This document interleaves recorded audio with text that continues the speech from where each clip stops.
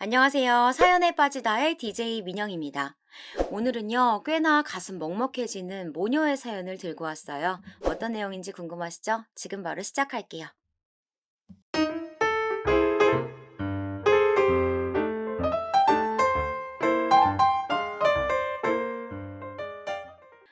안녕하세요. 푸른 하늘이 더욱 높게 솟아오르고 녹빛이 우거지던 푸른 나무들은 점점 노랗게 익어가는 수확의 계절이자 겨울을 준비하는 계절, 가을이 왔습니다.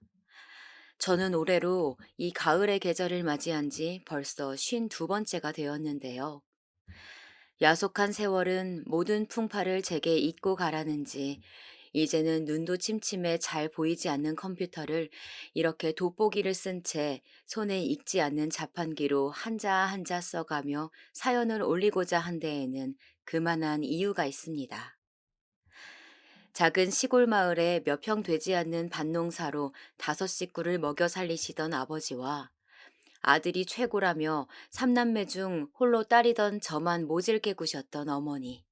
그리고 매일같이 홀로 공부하는 제게 뒤에서 딱총을 쏘며 놀고 필기하는 공책들을 모두 찢어 공처럼 돌돌 말아 보란 듯이 갖고 노는 등 저를 한시도 가만두지 못했던 두 오빠들.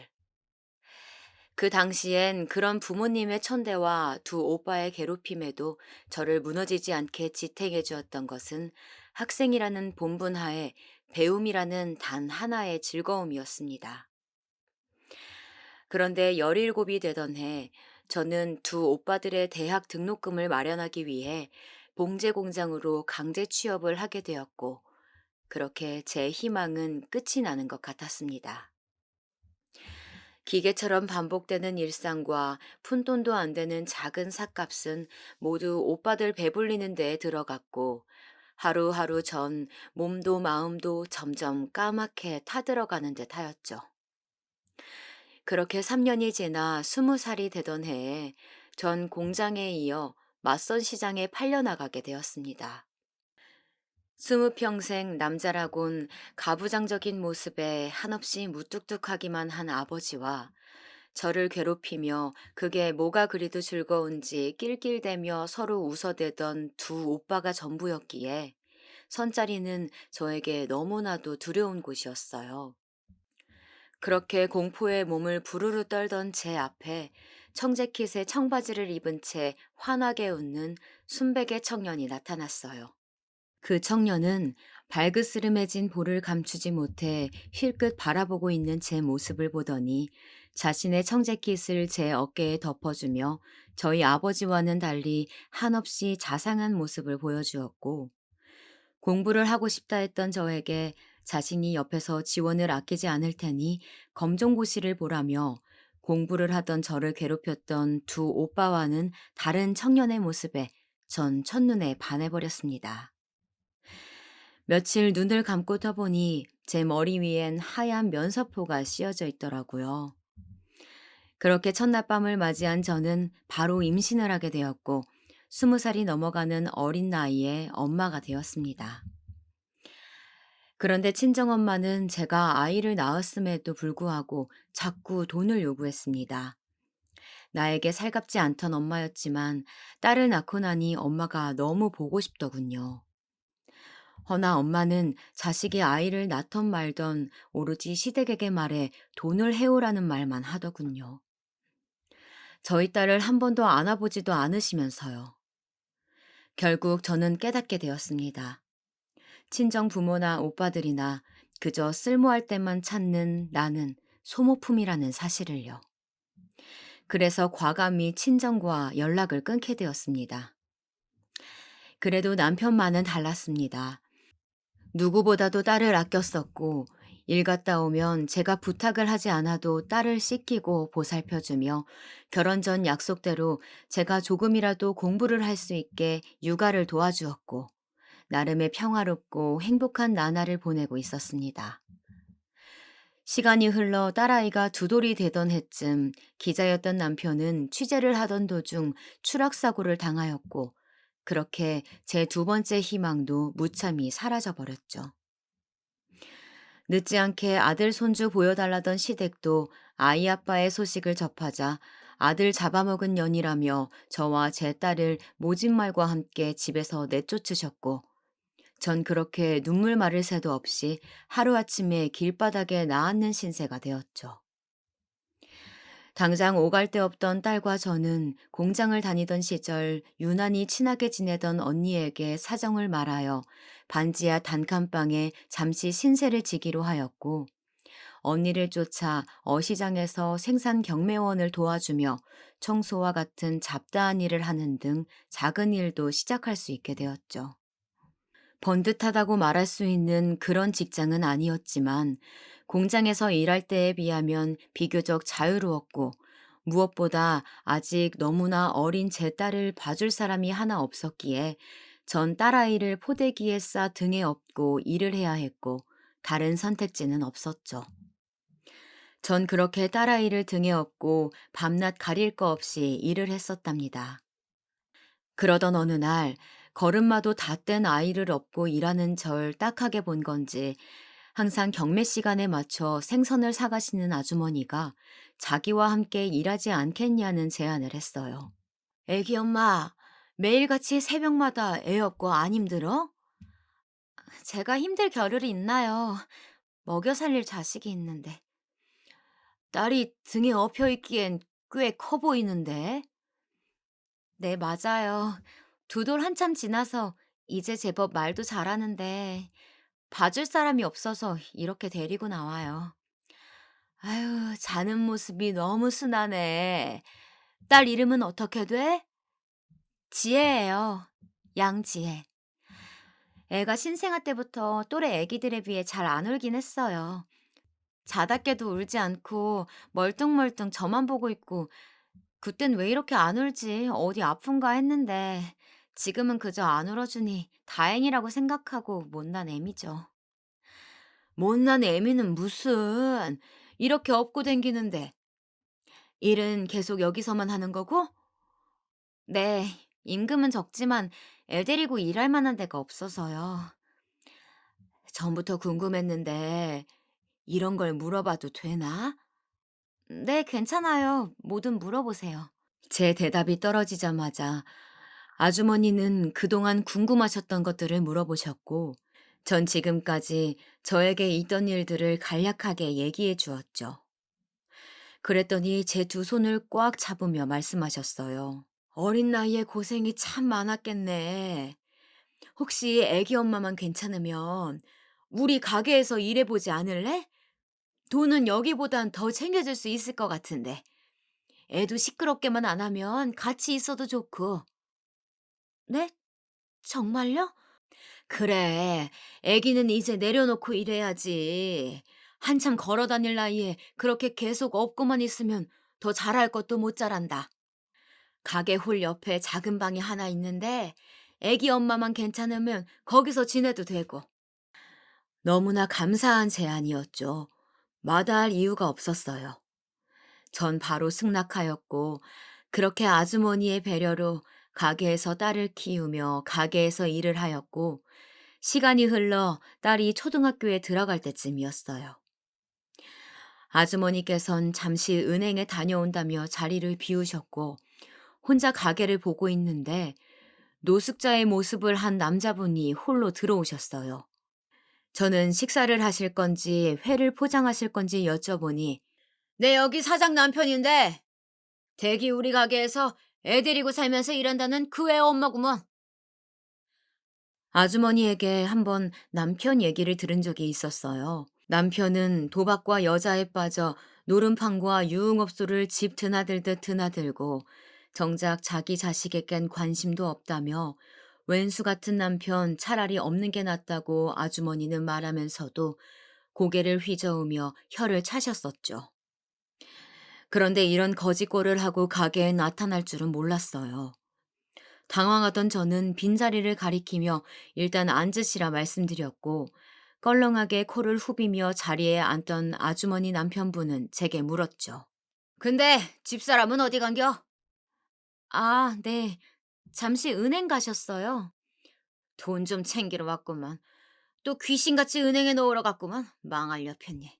전 아주머니를 흉보는 남편분에게 멋쩍은 웃음을 지으며 말했어요. 식사 전이시면 회덮밥이라도 드릴까요? 아니, 밥은 됐고, 사람이 일이 없어서 여기 꼬락서니가 그 짝 월급 주면 낫는 것도 없겠구만. 식사 시간이 지나서 그렇지 평소엔 많아요. 회가 너무 신선하고 맛있다고 칭찬도 자자하고요. 주말엔 다른 지역에서도 저희 집 회 먹겠다고 몰려들어서 줄도 서서 먹어요. 또 그거 나한테 주절주절 설명할 필요는 없고 저쪽 손님들 가면 가게 문 닫고 방으로 오슈. 제 말을 싹둑 잘라먹고 딸이 있는 방으로 들어가는 아주머니 남편을 말릴 새도 없이 그나마 밥을 먹고 있던 한 테이블 손님이 계산을 한다며 저를 불렀어요. 그렇게 손님들이 가고 전 방으로 들어갔고 전 그날을 평생 후회하게 되었습니다. 문은 닫은겨? 아니요. 아주머니 허락 없인 영업 중에 문을 닫을 수는 없어요. 저는 무슨 일로...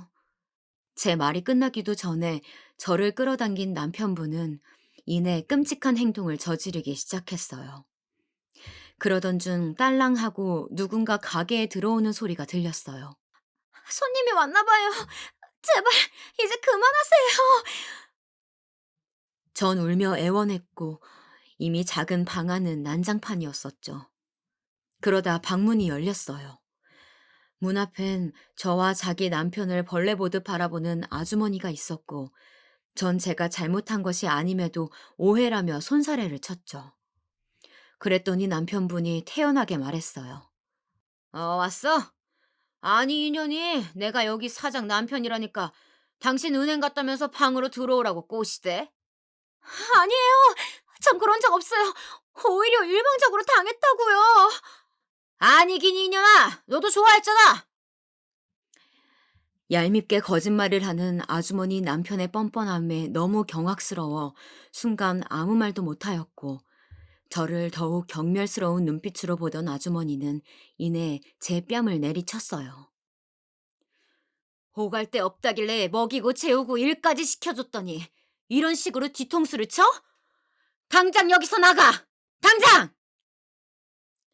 저와 제 딸은 그렇게 버선발로 내쫓겼고 딸은 옆에서 제 옷자락을 잡으며 울고 전 가게 문을 두드리며 소리쳤어요. 아주머니, 오해예요.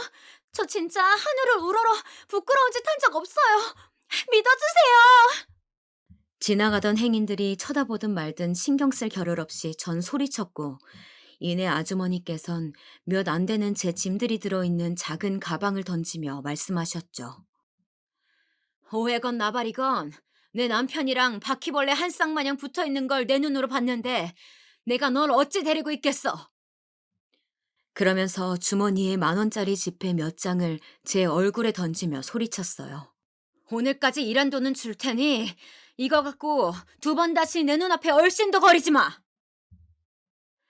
전 불과 몇 분 전에 맞은 곳이 욱신거리고 억울함에 치가 떨렸지만 제 앞에 울면서 엄마하고 부르짖는 딸아이가 보였죠. 그제서야 바닥에 떨어진 지폐를 주우며 가방을 챙겨 딸아이를 데리고 그곳을 빠져나왔습니다. 다시는 그곳에 발길을 두지 않겠다 다짐하면서 말이죠. 다행히 그동안 일하며 따로 돈 나갈 데가 없었기에 받은 돈은 모두 은행에 저금하였고 큰 금액은 아니었지만 딸아이와 둘이 새로 시작하기엔 나쁘지 않았어요. 저는 전에 잠시 일했던 어시장으로 다시 돌아가 저를 잠시나마 도와주었던 언니를 찾아갔어요. 언니는 어느덧 그 어시장 상인회의 매니저가 되어 있었어요. 전 지금껏 있던 일들을 모두 말해주었고 언니는 우는 저를 토닥여주며 함께 눈물을 흘려주었죠. 그리고 저와 제 딸이 새로이 시작할 수 있게 도와주었어요.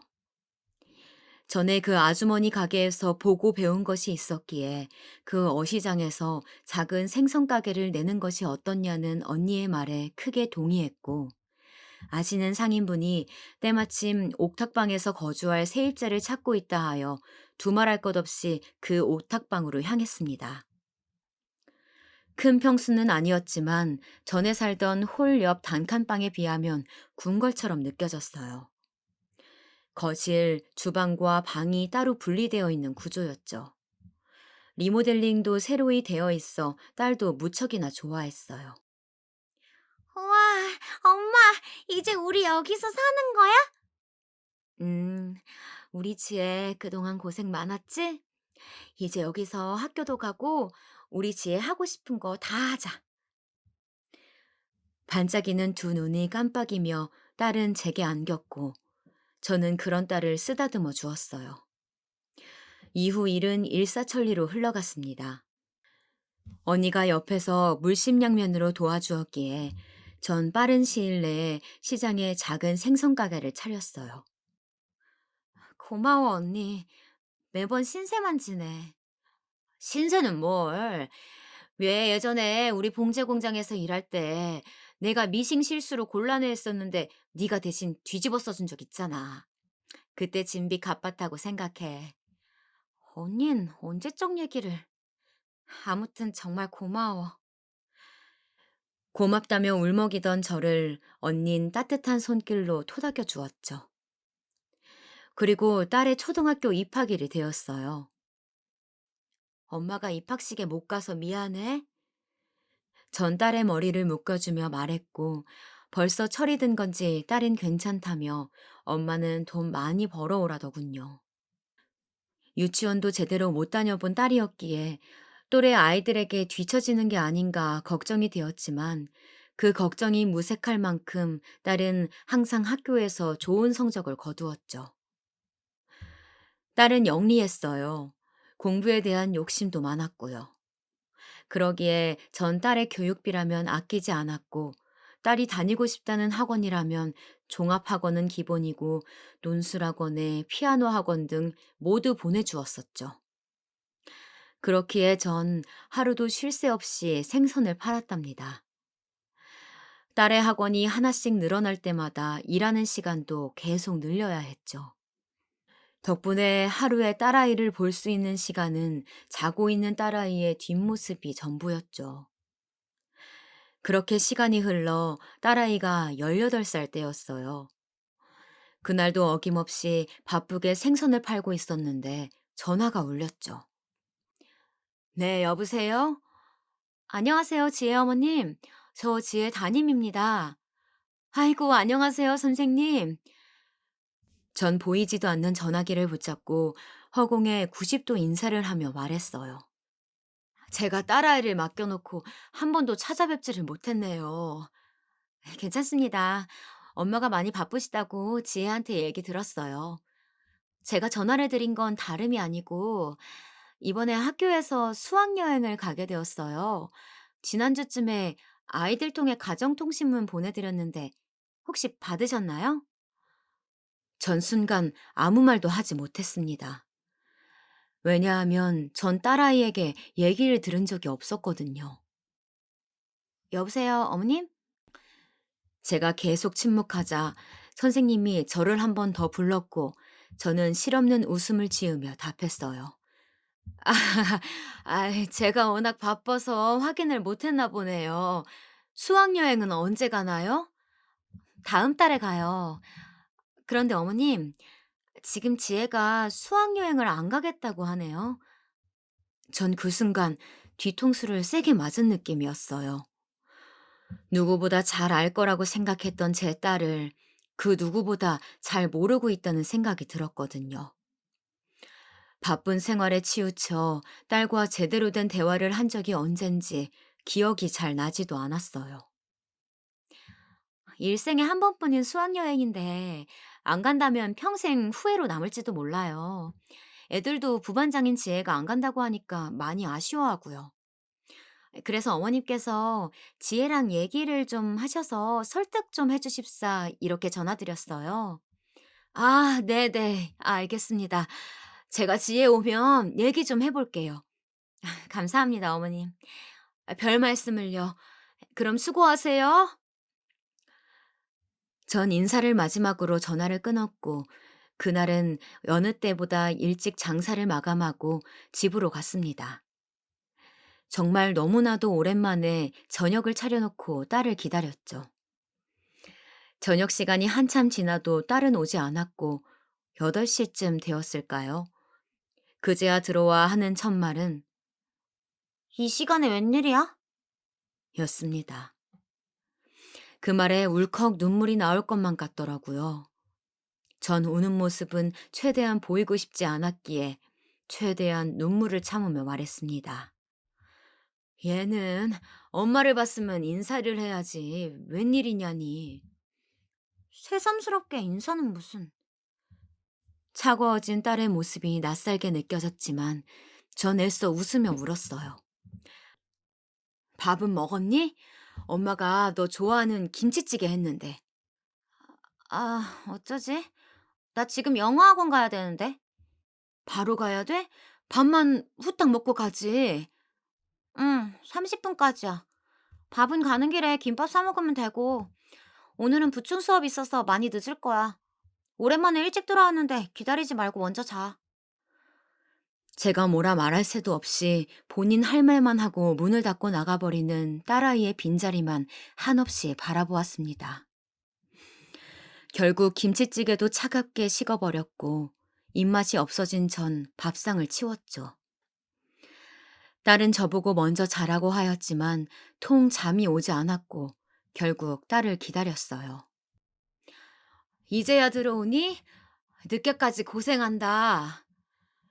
10시가 한참 지나서야 들어온 딸은 수고했다며 어깨를 토닥여주려 다가가니 슬쩍 피하며 말하더라고요. 오늘따라 왜 이래? 갑자기 안 하던 짓을 하고 그래. 엄마가 딸 격려해주는데 이유가 뭐가 필요해? 격려는 무슨.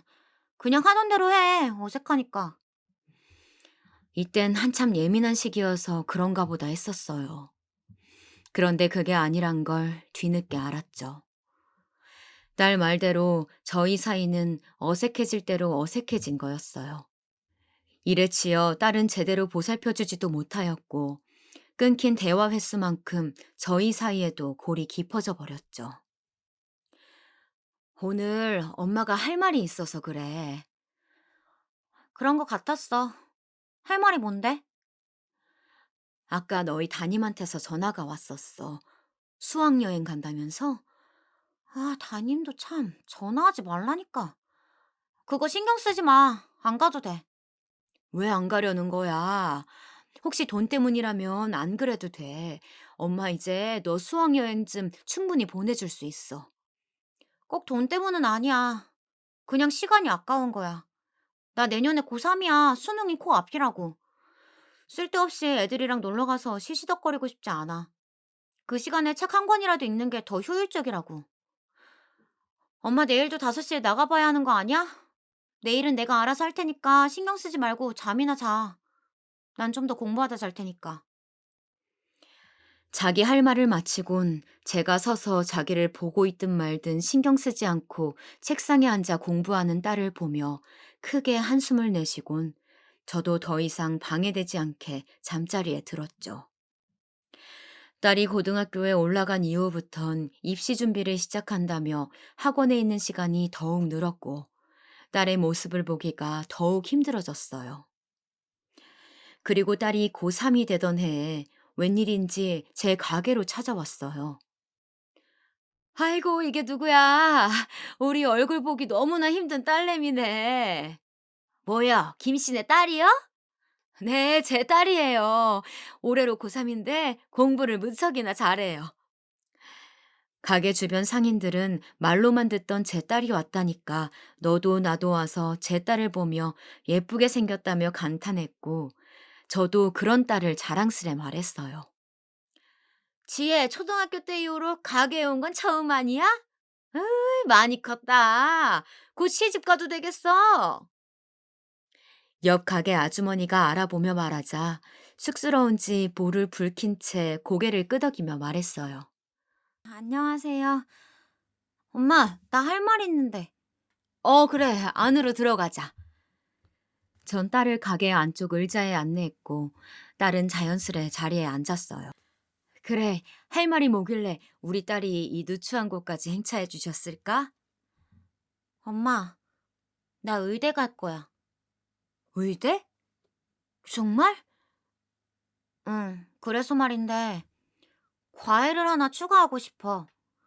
아유, 그럼 우리 딸이 의대를 간다는데 엄마가 팍팍 밀어줘야지. 근데 대학생 과외라 비용이 좀 세. 얼만데? 130. 그렇게나 비싸? 의대생 과외야. 1대1 과외니까 비싼 게 당연하지. 장차 선배가 될지도 모르는데 잘 보이고 싶어. 대신 다니던 학원 몇 개는 그만둘게. 저는 고무장갑을 벗고 주머니 속에 현금을 빼주며 말했습니다. 자, 5만 원 더 넣어줬어. 가서 장차 선배님이 될 선생님과 저녁 사 먹고 잘 부탁한다고 말 좀 대시 전해줘. 고마워. 나 이제 갈게. 그제야 활짝 웃어 보이던 딸은 저만치 멀어져 갔고 몇 년 만에 본 딸의 웃음인지 홀쭉해진 주머니가 생각나지 않을 정도였어요. 그리고 대망의 딸 수능날. 날이 날이니만큼 가게 오픈을 미루고 딸의 도시락을 준비했어요. 먹음직스럽게 만들어진 반찬들을 정성스레 통에 담은 뒤 떨지 말고 잘 보고 오라며 청식만과 함께 전해주었죠. 수능 본다니까 평생 못 받아본 도시락도 받아보네. 딸의 말에는 가시가 돋아져 있었어요. 고맙다는 말을 듣고자 한 건 물론 아니었지만 다녀오겠다, 잘 보고 오겠다와 같은 인사말도 하나 없이 가버린 딸을 보니 만감이 교차하더라고요. 그동안 소풍을 간다거나 체육대회를 할 때에도 단 한 번도 도시락을 싸주지 못한 것에 대한 미안한 마음과 인사도 없이 가버린 차가운 딸의 모습에 대한 서운함, 수능을 무탈 없이 잘 보았으면 하는 걱정과 기대 등 마음이 많이 복잡하더라고요. 전 진심이 닿기를 바라며 딸에게 문자 한 통을 보냈습니다. 지혜야, 너의 말을 듣고 생각해보니 지금껏 바쁘다며 김밥이라도 사 먹으라고 돈만 쥐어주었지 정말 도시락을 싸준 게 오늘이 처음이더구나. 엄마가 홀로 너를 키우려다 보니 이렇게 못해준 게 많네. 이런 부족한 엄마여서 미안하다. 오늘 수능 힘내서 잘 보고 네가 원하는 의대 꼭 갈 수 있게 엄마도 옆에서 기도하마. 썼다 지웠다를 반복하며 겨우 완성시켜 보낸 문자였지만 답은 오지 않았어요. 그래도 잘 전달되었을 거라 믿었습니다. 그리고 딸 지혜는 바람대로 의대에 합격하였죠. 시장 전체에 떡이라도 돌리고 싶을 만큼 기뻤어요. 김씨네 딸이 유명한 의대에 합격을 했냐? 아유, 이런 경사가 나 있나? 너무 축하요. 곧 의사선상 엄마가 될 텐데 내 지금이라도 김씨한테 잘 보여야 하는 거 아니야? 그러게나 말이야. 소식을 전해 들은 정겨운 시장 상인분들은 너도 나도와 축하를 해주었습니다. 저도 감사 인사를 잊지 않았죠. 딸은 대학교를 간 이후 자취를 한다며 집을 나갔고 이후 안 그래도 보기 힘들었던 딸의 얼굴은 더욱 볼 수가 없었죠. 딸 덕분에 내야 하는 월세가 늘었어요. 만만치 않은 등록금에 이제는 어엿한 성인이기에 늘어난 용돈까지. 갑자기 불어난 지출에게 전 생선 장사를 마친 뒤 시장 앞 24시 감자탕 집에서 주방 보조일까지 맡아 하기로 했어요. 그렇게 잠을 줄여가며 딸의 뒷바라지를 했습니다. 몸은 고단해도 제 딸은 좋은 옷만 입고 좋은 것만 보고 제가 배우지 못한 만큼 하고 싶은 공부 다 하기를 바랬습니다.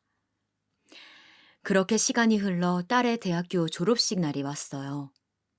생선 가게를 연 뒤 처음으로 가게 문을 닫고 딸의 대학교를 향했습니다. 생애 처음 가보는 대학교라 길도 조금은 헤맸지만 가는 길에 꽃다발도 잊지 않고 샀답니다. 학생, 여기 의대 졸업식은 어디로 가야 해요? 아, 의대는 이쪽이 아니고 반대편으로 가셔서 오른쪽으로 꺾으셔야 돼요. 고마워요. 학교 안이 어찌나 넓은지 가게가 있는 시장보다 넓은 것 같더라고요. 전 길 가던 학생을 붙잡고 길을 물어봤고 학생은 친절하게 답해 주었어요.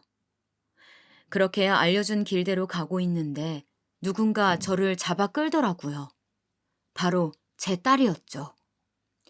학서모를 쓰고 있는 모습을 보니 이젠 진짜 다 컸구나 싶었어요. 딸! 전 반가운 마음에 한껏 상기된 목소리로 딸을 불렀고 그 모습을 본 딸은 당황하며 주변 눈치를 살피더니 조용히 말하라는 듯 검지를 입에 갖다 대더라고요. 엄마가 여긴 어떻게 온 거야? 어떻게 오긴. 엄마가 애도 아니고 다 찾아보고 왔지. 가게는? 오늘 처음으로 가게 문 닫기로 했어. 우리 딸이 무려 6년 동안 열심히 공부해서 졸업을 한다는데 엄마가 축하해줘야지.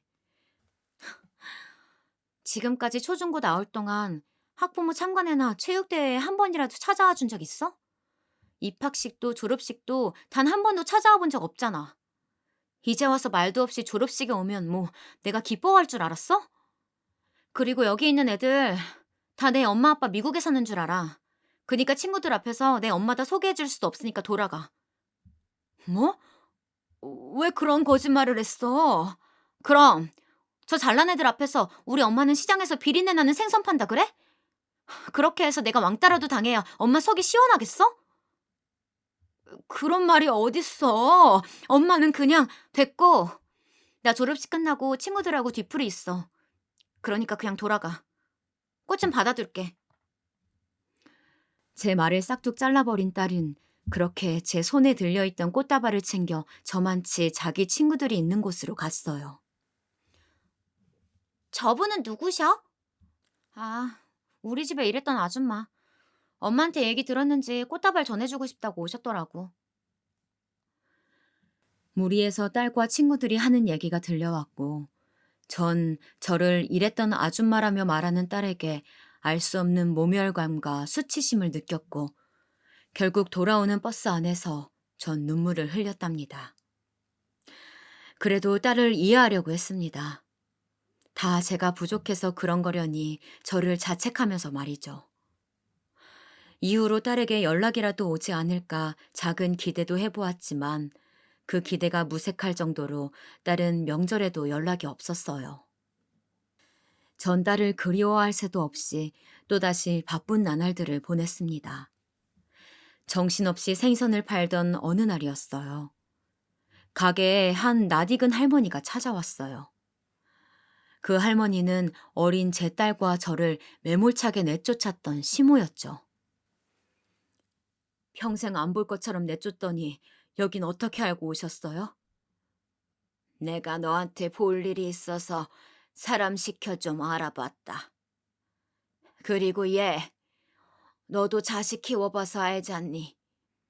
귀한 내 아들이 장가 간 지 얼마 안 돼서 갑자기 죽었다는데 그때 내가 제정신이었겠니? 저도 어머님만큼이나 가슴 아프고 힘들었어요. 꼭 그렇게 상당한 지 얼마 되지도 않아 머리에 흰핀 꽂고 있는 며느리랑 그 어린 손녀를 모진 말로 내쫓아야 속이 시원하셨어요? 그래, 그땐 내가 미안했다. 그래서 말인데, 애미야. 내 손주가 이번에 노무사가 됐는데 알아보니 예전에 못 받은 산재를 신청하면 지금이라도 보상받을 수가 있다고 하더라. 그래서 무슨 말이 하고 싶은 거예요? 너도 애비 그렇게 떠난 이후로 다른 남자 만난 것도 아니고 여기서 생선 팔며 고생 많다던데 내가 뭐 해줄 수 있는 건 없고 그 보상금 받으면 너 주려고 한다. 신청하려면 네 도움이 필요하기도 하고 말이야. 이제 와서 이러시는 이유가 뭔데요? 이유란 게 어디 있겠니? 네 시애비 죽고 나도 홀로 남으면서 생각이 많아지더라. 늦었겠지만 지금이라도 이런 거라도 해주고 싶어서 그래. 애기 이름은 지혜였나? 네, 맞아요. 오래 지났는데 그래도 기억하시네요. 그럼 내가 지어준 이름인데 똑똑히 기억하지. 지금은 다 커서 의사 됐어요. 그래? 혼자서 아주 잘 키웠구나. 기특하다. 기특해. 너희 잘 산 거 봤으니 이만 가봐야겠다. 내가 손주 통해서 필요한 서류들 보내라 할 테니 곧 연락할 게다. 그렇게 너무 오랜만에 얼굴을 비췄던 시몬은 유유히 시장을 빠져나갔어요. 나이가 사람을 온순하게 만든다고 전에 저를 모진말로 욕하던 시모의 모습은 없고 지금은 그저 이빨 빠진 호랑이처럼 머리를 하얗게 덮은 흰머리들이 그동안의 세월을 말해주는 듯 했어요. 그날 이후 거짓말처럼 시모에게 쌓였던 미운 감정들은 모두 씻겨져 나갔답니다. 그리고 며칠 뒤 노무사가 된 시조카한테 연락이 왔고 설명한 대로 서류를 작성하여 전달하였죠. 시조카는 저를 처음 봤음에도 큰엄마라며 싹싹한 모습을 보여주었고 옆에서 친절히 도와주었어요. 그렇게 시간이 흘러 근 2년 만에 딸에게 전화가 왔어요. 전 잘못 번 건가 전화기를 빤히 바라보다가 혹시라도 끊어질까 냉큼 전화를 받았죠. 엄마, 나 임신했어. 뭐? 갑자기 전화하고선 대뜸 임신이라니. 결혼도 안 한 너가 무슨 임신이야? 오래전부터 만나온 사람이야. 내 옆에서 공부도 많이 도와주고 지금도 같은 병원에 선배로 있어. 나 이 사람이랑 결혼하고 싶어, 엄마. 근데 그러려면 돈이 좀 필요해. 얼마나 필요한데? 한 8천만 원 정도? 뭐? 8천만 원? 무슨 결혼하는데 그렇게나 필요하니? 이 사람은 이제 막 인턴 과정 이수했고 나도 아직 인턴 과정 중이라 모아둔 돈이 없어서 그래. 집은 다행히 거기서 마땅한 곳으로 알아봐 준다는데 그럼 혼수라도 해야 할 거 아냐. 이것저것 맞추려면 그 정도 필요해. 엄마가 갑자기 그 큰 돈이 어딨니? 대출 받으면 되잖아. 딸이 임신했다고 하는데 없으면 구해서라도 해줘야 하는 거 아니야? 그래, 엄마가 알아볼게. 대신 조만간 신랑 된 사람 데리고 집에 한번 와라. 그래도 얼굴은 보고 시집은 보내야 할 거 아니니. 알겠어. 그럼 같이 시간 맞춰보고 연락 줄게. 그렇게 전화를 끊고 전 긴 한숨을 내뱉었습니다. 다짜고짜 전화해 결혼한다며 8천만 원을 달라는 딸이 이제는 야속하게 느껴지더라고요. 정말 딸의 말대로 대출이라도 받아야 하는 건 아닌지 막막하던 찰나 시조카에게 연락이 왔어요. 보상금이 들어왔을 테니 은행에 가서 계좌를 확인해 보라는 연락이었죠. 거의 잊고 있었는데 뜻밖의 좋은 소식에 전 은행으로 한달음에 달려갔죠. 생각보다 보상액은 넉넉했고 딸의 결혼 자금도 문제가 없게 되었습니다. 하늘에 있는 남편이 고생한 저에게 주는 선물처럼 느껴졌죠.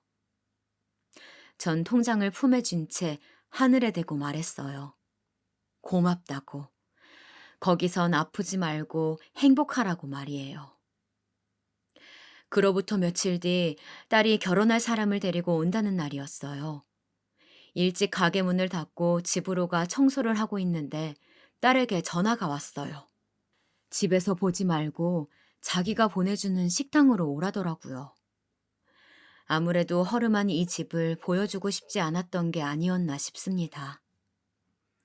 전 절 도와주던 언니에게 오랜만에 연락하여 사정을 말하곤 옷을 빌려 입었어요. 언니가 딸의 남편 될 사람을 보러 가는 자리에 이대로 보낼 수는 없다며 머리를 만져주고 얼굴에 화장도 해주었죠. 결혼식 이후로 처음 해보는 화장인지라 모두 끝내고 거울을 보는데 제 모습이 무척이나 어색하더라고요. 전 언니에게 고맙다 인사한 뒤 식당으로 갔죠. 저를 알아본 딸이 이쪽이라며 손을 흔들었고 자리를 가보니 어딘가 익숙한 얼굴의 남성이 딸 옆에 있더라고요. 알고 보니 딸이 지금까지 만나고 있던 사람은 딸이 고3 때 과외를 시켜주던 그 청년이었어요. 전에 가끔 과외를 마치고 저희 집에서 나오는 걸 몇 번 봤던 터라 기억할 수 있었죠. 안녕하세요, 장모님. 박정호라고 합니다. 여기까지 오시느라 고생하셨습니다.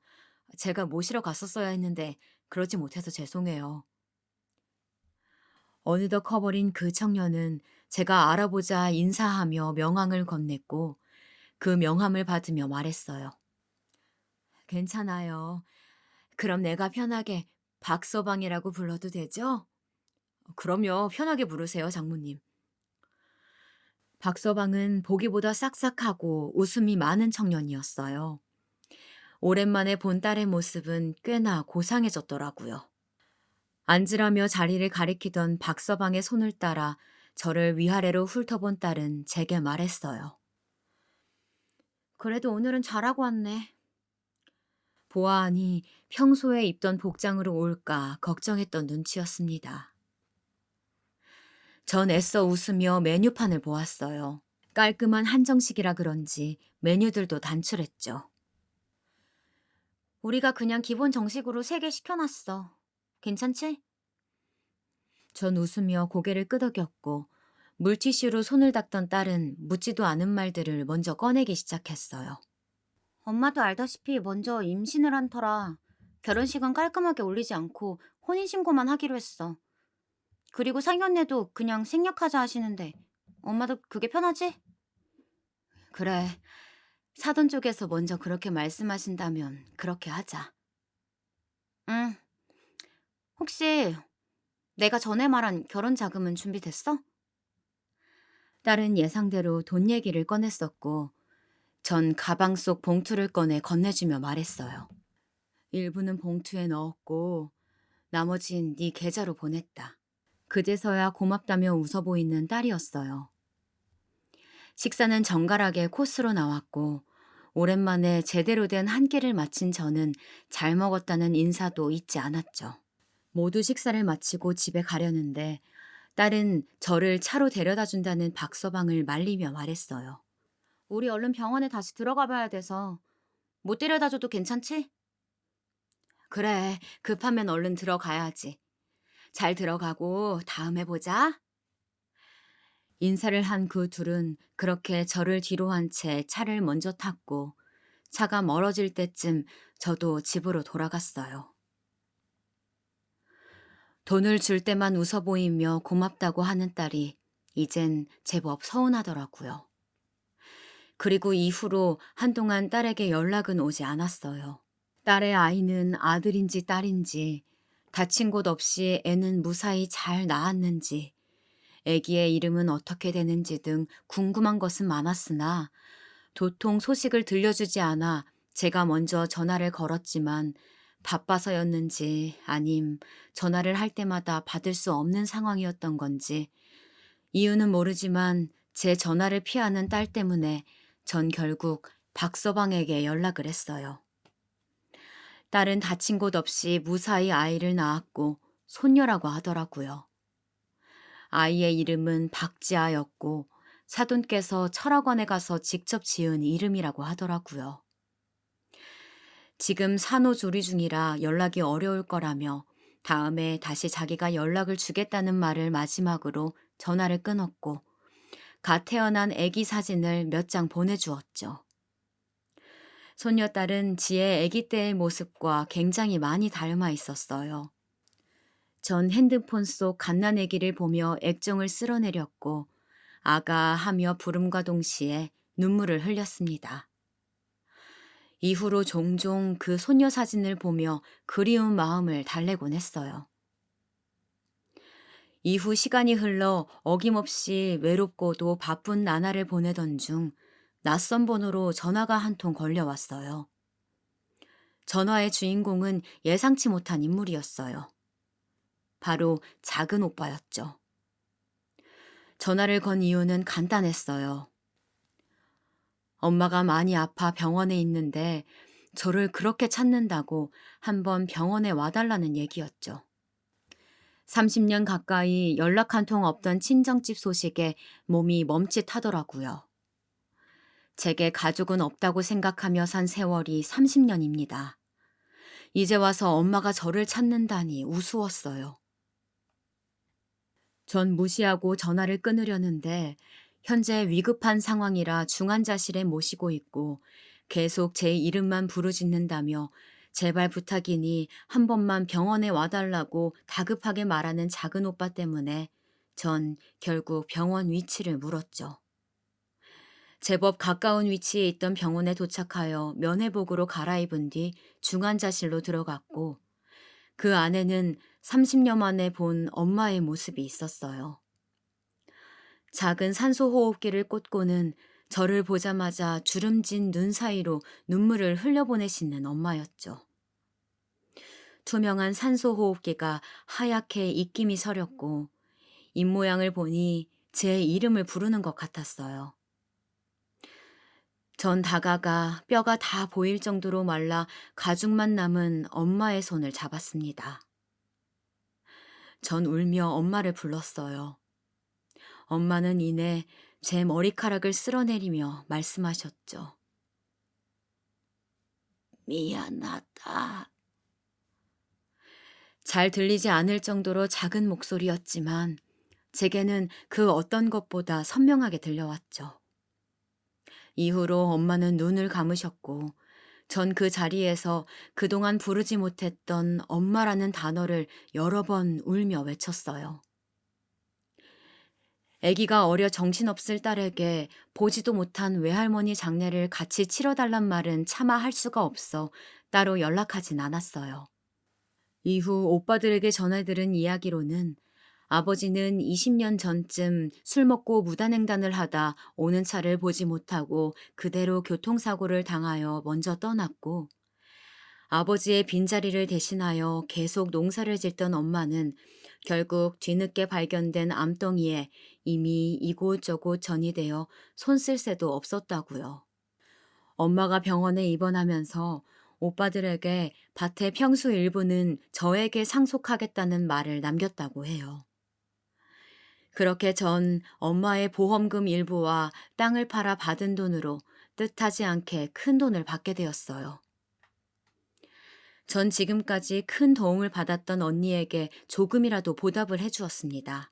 지금껏 있던 일들을 들은 언니는 남은 돈은 더 이상 딸에게 쓰지 말고 저를 위해 쓰라고 하더라고요. 전 그 말을 웃으며 넘겼죠. 그렇게 또 몇 년의 시간이 흘러 오랜만에 박서방에게 연락이 왔어요. 드릴 말씀이 있다고 자기가 일하는 병원으로 와달라는 연락이었죠. 전 무슨 일인가 싶어 병원으로 찾아갔고 약속 시간보다 일찍 도착하여 음료라도 마시고자 휴게실로 갔어요. 그런데 그곳에 마침 박서방이 있더라고요. 반갑게 인사를 하려 했는데 맞은편에 사돈으로 보이는 저보다 나이가 좀 되어 보이는 중년 여성이 앙칼진 목소리로 박서방과 대화 중이었고 전 조용히 옆에서 대화를 들었습니다. 아니, 걔네 부모님 진짜 미국에 있는 거 맞아? 그렇다니까 왜 자꾸 물어봐. 아니, 이상한 게 한둘이 아니잖니. 지금까지 전화 한번 해보겠다고 연락처 달라 해도 나중에요 하며 다음으로 미루더니 지금은 같이 가보자니까 그것도 싫다잖냐. 지야 아직 어리잖아. 미국까지 비행기가 몇 시간인데 싫을만도 하지. 아니 그럼 그쪽 집에선 손녀딸이 보고 싶지도 않으시다니? 직접 한국으로 올 만도 한데 결혼식에도 나타나지 않더니 애가 지금 태어난 지가 언젠데 어찌 한 번도 안 올 수가 있어? 아니 진짜 걔 부모가 있기는 한 거냐? 사돈과 박서방의 대화 내용은 충격이 아닐 수가 없었습니다. 자기 친구들에게만 저를 숨기고 있는 줄 알았더니 이젠 자기 시댁까지 속여가며 저를 숨겼더라고요. 박서방은 이후 자신의 어머니를 어르고 달래며 엘리베이터까지 모셨고 다행히 구석에 있던 저를 보지는 못한 눈치였어요. 그렇게 엘리베이터를 바라보며 들어가라고 인사를 한 박서방은 뒤를 돌아 제 쪽으로 왔고 그제서야 저를 본 박서방이 놀라며 저를 불렀어요. 장모님, 언제부터 여기 계셨어요? 엿들을 생각은 없었는데 어쩌다 보니 내가 다 듣게 되었다. 어디 설명 좀 해주겠니? 제 말에 우물쭈물하던 박서방은 지금까지 일들을 설명해 주었어요. 시댁 집안에 비해 형편없던 우리 집을 말하기 부끄러웠던 제 딸은 너무나 익숙하게 부모님은 미국에 계시다며 거짓말을 늘어놓았고, 계속되는 거짓말에 사돈이 의심하기 시작하게 되었다고요. 이 사실 장모님이 알게 된 거 집사람이 알면 저 혼나요, 장모님. 죄송한데 모른 척 좀 해주세요. 제 손을 잡으며 부탁한다는 박서방에게 일단 알겠다고 말했고, 오늘 저를 부른 이유에 대해 물었어요. 제가 이번에 전문의까지 합격하게 돼서 집사람하고 작은 병원을 개원하려고 해요. 이런 부탁드리게 돼서 정말 죄송한데 혹시 저희 병원에 투자해 주실 수 있나 여쭤보려고 불렀어요. 말이 투자지 거의 돈 달라는 내용이었죠. 전에 지혜 결혼 비용으로 덥석 8천만 원을 내주는 걸 보고 박서방은 제가 모아둔 돈이 좀 있구나 싶었던 모양이더라고요. 투자해 주시면 저희가 그냥 받고 끝내는 게 아니라 정말 나중에 배로 불려서 드릴게요.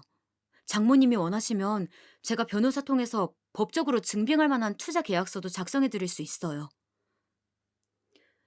전 제 딸과 딸의 남편이 첫 병원을 개원하는데 이렇게라도 보탬이 되면 딸은 더 이상 저를 숨기지 않아도 되겠지 싶어 투자를 하기로 했어요. 그래, 투자 계약서 먼저 작성되면 그때 투자금을 주마. 안 그래도 내가 목돈이 좀 크게 생겼거든. 감사합니다, 장모님. 대신 나도 내 손녀를 좀 보러 가야겠구나. 집 주소 좀 알려주겠니? 박서방은 제게 주소를 문자로 보내주었고, 전 그 길로 딸의 집으로 갔습니다.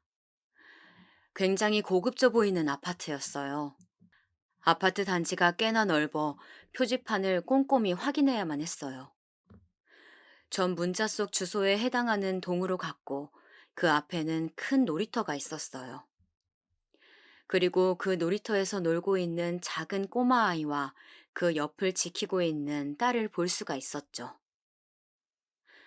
전 발길을 돌려 놀이터로 갔어요. 딸은 절 보더니 놀라 묻더라고요. 아니, 여긴 어떻게 알고? 전 딸의 물음을 무시한 채 손녀에게 갔죠. 손녀는 환하게 웃으며 저를 바라보았어요. 어찌나 웃는 모습이 해맑던지 전 손녀의 머리를 쓰다듬어주며 인사했죠. 안녕, 예쁜 꼬마 아기가 지아구나.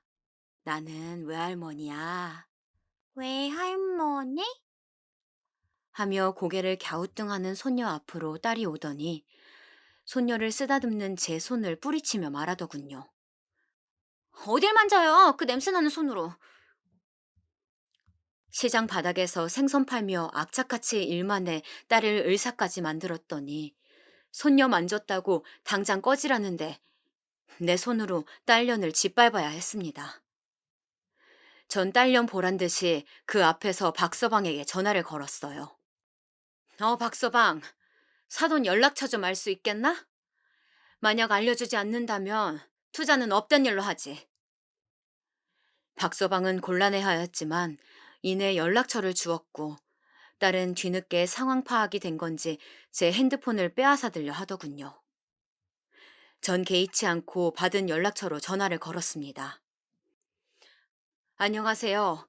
초면에 갑작스러우시겠지만 양지의 엄마 되는 사람입니다. 지금 뭐 하는 거야? 미쳤어? 딸은 그제야 제 핸드폰을 빼앗으며 소리쳤어요. 그래, 딸이라고 하나 있는 년이 손녀 좀 만졌다고 꺼지라는데 그럼 어느 년이 안 미치고 배기겠어? 너는 네 자식 귀한 것만 알고 홀로 있는 네 엄마는 불쌍하지도 않디? 전 처음으로 딸에게 소리치며 외쳤어요. 그동안에 쌓여있던 응어리들이 한꺼번에 터지는 것 같았어요. 넌 네 돈 필요할 때만 그제야 나를 엄마라고 생각하고 필요 없으면 내가 네 집 식모라고 생각하지? 박복한 내 팔자 이어받지 말라고 금이야 옥이야 없는 살림에 가고 싶다는 학원들 다 보내주며 뒷바라지 해줬더니 시댁까지 속여가며 나를 숨겨? 그래, 엄마가 창피해. 아직까지 비린내 나는 생선이나 팔면서 구질구질하게 낡은 옥탑방에 사는 엄마가 난 창피하다고! 소녀는 저희 둘을 보며 울고 있었고, 딸녀는 그런 소녀를 데리고 안으로 들어갔어요. 저는 그 자리에서 무릎을 치며 울었어요. 우는 내내 이대로는 안 되겠다는 생각이 들더라고요. 이렇게 딸에게 퍼주기만 하다가 이 세상 가버리면 너무나 억울하겠다 싶었어요. 전 그동안에 모아둔 돈으로 이사부터 가기로 마음을 먹었고, 마침 시장 옆쪽에 재개발되어 새로 들어선 신축 빌라가 분양 중에 있었어요. 여기서 산 지도 이제는 꽤 된 터라 저는 제 나름의 인맥을 갖추고 있었고, 아시는 부동산 아저씨를 통하여 그 빌라를 매입하였답니다. 이후 박서방에게 투자 얘기를 뒤늦게 들은 건지 딸려는 그제야 제게 전화를 걸더라고요. 네가 웬일로 먼저 전화를 다 주었니? 엄마, 박서방한테 이야기 들었어요. 우리 병원 하는데 투자하기로 했다면서. 그랬지. 근데 나 이제 너한테 돈 안 쓰기로 마음 먹었다. 엄마 그러지 말고 내 말 좀 들어봐. 우리 만나서 얘기 좀 할까? 내가 집으로 갈게. 엄마 이사했다. 올 거면 이리로 오던가.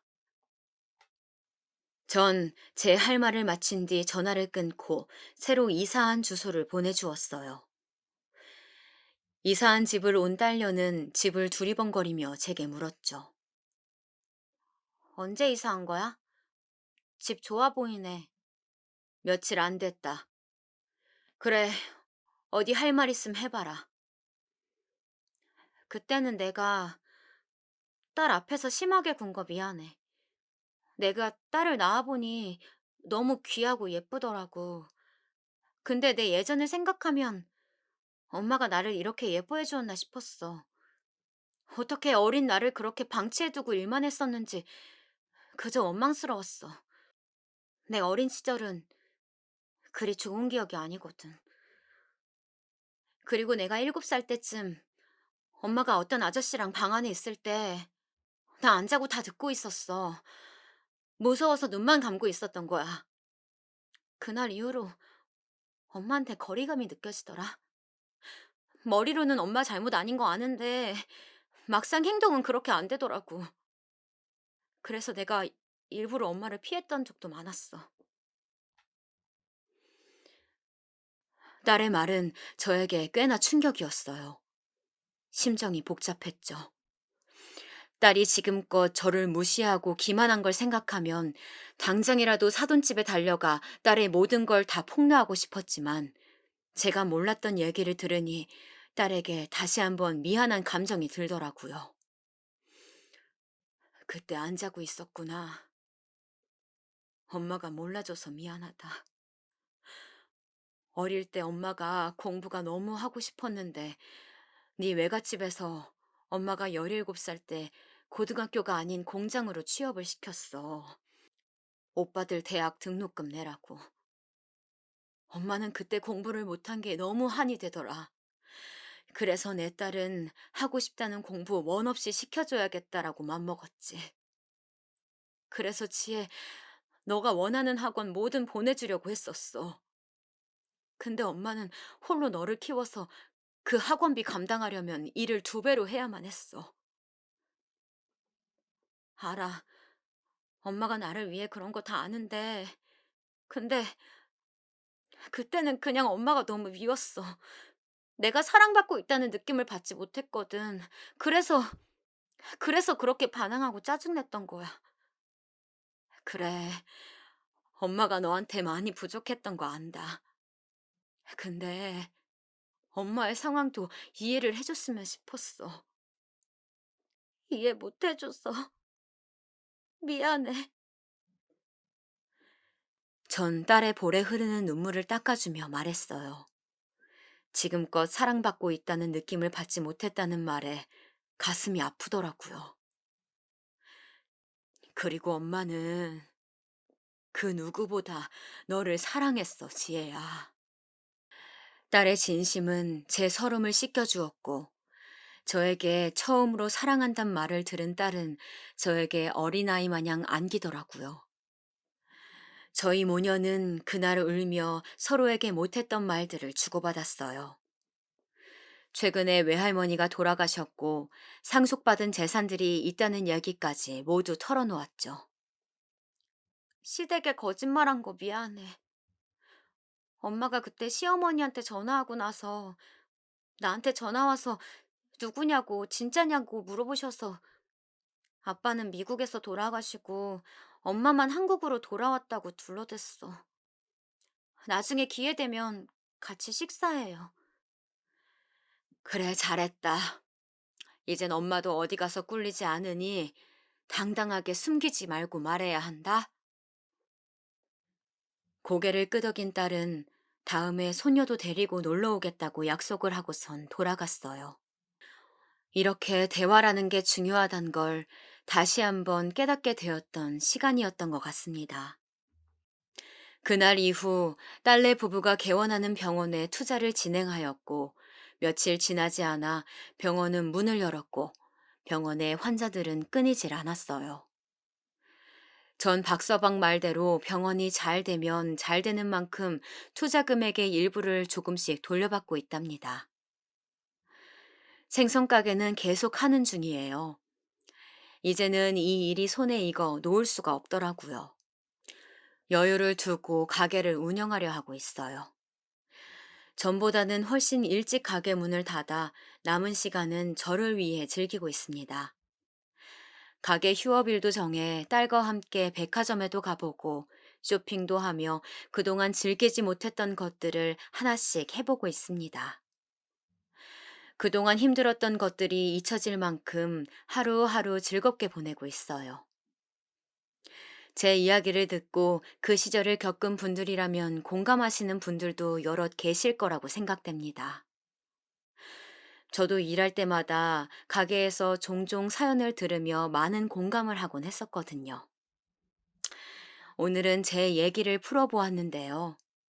오늘 제 얘기를 들으신 모녀가 계시다면 너무 늦지 않게 한 번씩 엄마나 딸에게 사랑한다고 말해보는 건 어떨까요? 제 긴 이야기 여기서 마치겠습니다. 감사합니다.